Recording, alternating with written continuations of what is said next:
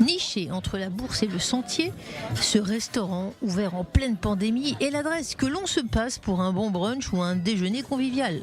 Son originalité tient à sa carte ouverte sur le monde, à son ambiance orientale.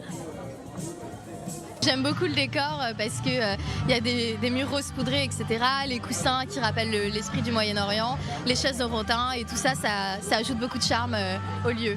Des baies vitrées grandes ouvertes, de la tonalité terracotta, la carte de cocktail, ces épices qui se jouent des frontières ensoleillent les visiteurs venus de partout. On a passé un très bon moment, très convivial, très agréable. Le restaurant est très lumineux aussi, on s'y sent bien.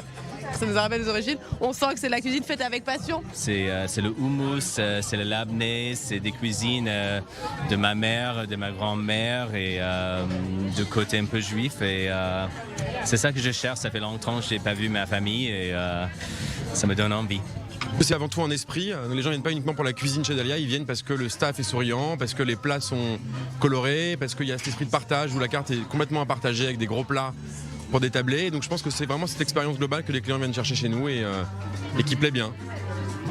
Ce jeune entrepreneur a réussi à convaincre Orbitan, formé à l'école d'Eyal Chani et déjà chef de Miznon, de le rejoindre pour créer une pépite de la nouvelle génération des adresses créatives, avec une touche cuisine levantine, à la fois cool et raffinée. Cette carte, elle n'est pas seulement Israël ou pas seulement Liban, parce que moi, ma cuisine, qu'est-ce que moi je sais cuisiner, j'ai beaucoup d'influence qui vient de beaucoup de pays. Tous les gens qui habitent en Israël, ils viennent de beaucoup de pays, ils viennent de Palestine, ils viennent de Liban, de Perse, je sais pas, même d'Europe.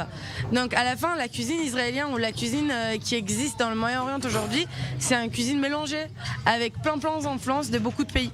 Donc à la carte par exemple, on peut voir le chirchi qui vient de Tripoli, on peut voir le coco sabzi qui est très perse, on peut voir le hummus qui vient plutôt de Liban.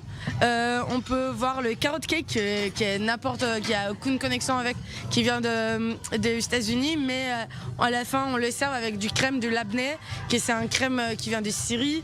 Mezzé, pain maison, borécase, shakshuka escorte des alcools orangés créés à partir des fruits de saison. Que l'on soit de passage ou en famille, cet univers de cuisine qui sent bon l'huile d'olive constitue une promesse gastronomique qui explique ces queues de gourmets au faubourg Montmartre.